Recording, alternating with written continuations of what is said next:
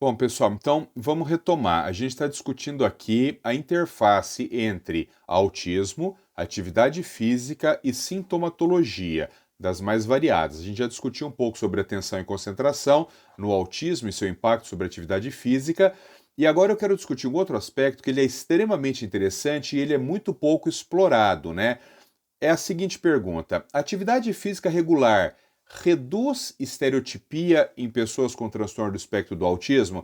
Então vamos lá, nós não vamos entrar nesse momento na discussão sobre o que é estereotipia e nem sobre os múltiplos tratamentos, intervenções que possam haver sobre estereotipia, né? Nós já discutimos isso. Então, definição de estereotipia, quais são as indicações de tratamento farmacológico, a importância do comportamento estereotipado na alta regulação da pessoa no transtorno do espectro do autismo, mas a pergunta aqui ela se resume a isso, né?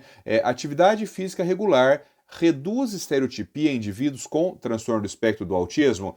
Já digo a vocês que existem pouquíssimos trabalhos publicados a respeito disso. Tem dois trabalhos que eu gosto sempre de citar. Um ele é mais antigo, ele é de 2010, na verdade, foi publicado na revista Autism.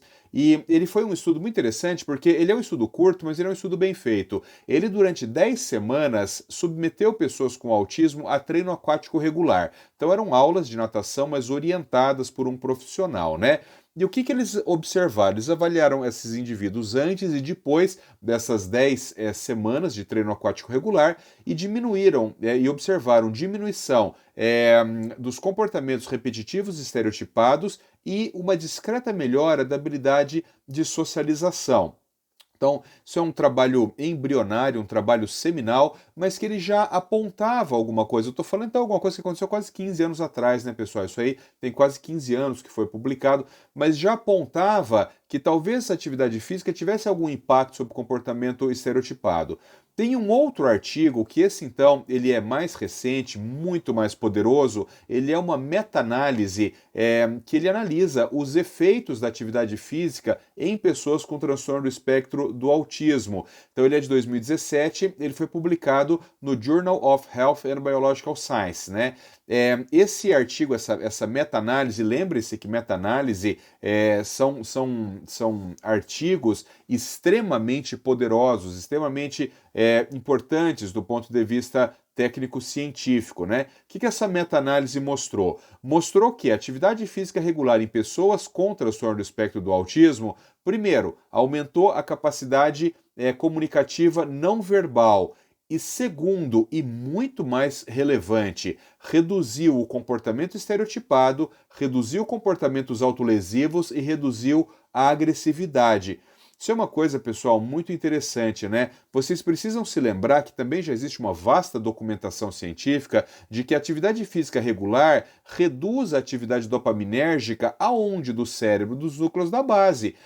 Você vai falar, Paulo, mas a gente viu numa aula anterior que a atividade física aumenta a dopamina, sim, mas aumenta a dopamina em alguns circuitos cerebrais, por exemplo, no circuito frontostriatal, portanto, o aumento da atividade dopaminérgica nessa região aumenta a atenção e concentração. Mas eu estou me referindo agora aos núcleos da base.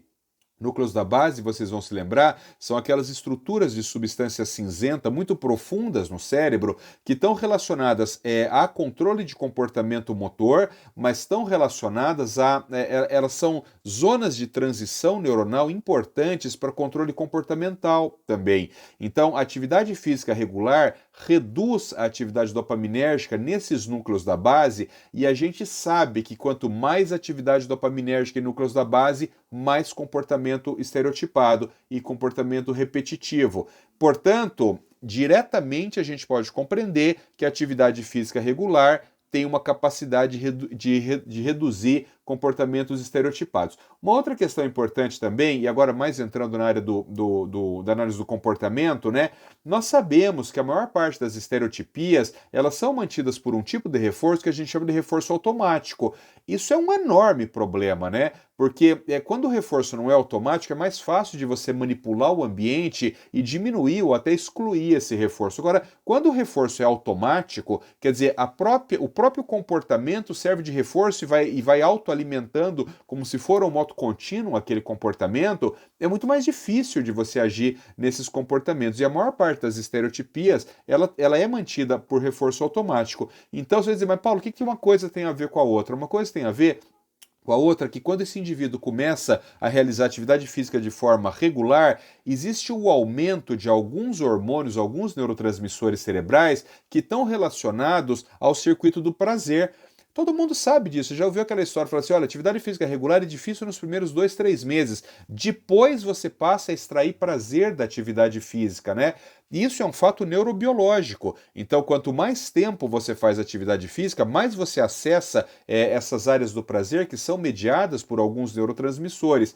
Então, pessoal, o que eu estou querendo dizer? Quanto mais atividade física regular você faz, de forma mais duradoura, de forma mais consistente, mais esse reforço pelo prazer vai acontecendo. Então, é muito comum que essas sensações físicas prazerosas sejam semelhantes às sensações que acontecem quando o indivíduo tem a estereotipia. Você começa a entender, então, que o reforço gerado pela atividade física pode substituir o reforço gerado pelas estereotipias. Então isso é uma outra forma da gente entender, mais então aí puxando a sardinha, né, para análise do comportamento, de o porquê que indivíduos que realizam atividade física regular de forma duradoura e consistente podem ter uma redução na intensidade e na frequência das estereotipias.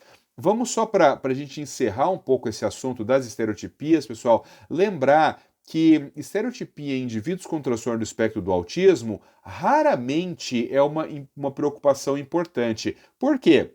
Porque nós sabemos que a estereotipia, para a maior parte dos indivíduos autistas, funciona como um mecanismo de autocontrole. Então, se o indivíduo está usando aquilo como um mecanismo de autocontrole, não é interessante, não é inteligente você bloquear as estereotipias. É claro que algumas vezes as estereotipias elas trazem prejuízo, elas trazem mal para o indivíduo, né? Então, por exemplo, vamos dizer que uma estereotipia ela seja tão frequente que ela provoque lesão. Sei lá, uma criança que fica chacoalhando as mãozinhas muitas horas durante o dia. Em determinado momento, essa criança vai ter uma lesão articular por esforço repetitivo. Então, essa estereotipia, ela precisa ser tratada, porque ela traz prejuízo para o indivíduo. Ou uma estereotipia que ela seja extremamente frequente, ela é tão frequente que ela acaba concorrendo com outros comportamentos que são socialmente mais interessantes. Também é uma estereotipia que você vai ter que intervir nela de uma forma bastante dura. Ou estereotipias que sejam autolesivas. Então existem crianças, por exemplo, que têm estereotipias de bater a mão, mas elas batem a mão até machucar a mão. Existem estereotipias, por exemplo, de esfregar a mão no corpo, ou estereotipias autoflagelatórias da criança se machucar. Existem estereotipias, por exemplo, em que a criança arranca fâneros, arranca pelo, arranca cabelo, arranca cílios. Então, são estereotipias que colocam o indivíduo em risco. Então, nesses casos, a intervenção para a estereotipia ela se torna muito mais importante. Quando a estereotipia está dentro de um contexto autorregulatório daquela criança, daquele sujeito, nós não vamos, via de regra, abordar, não vamos, via de regra, fazer absolutamente nada nisso.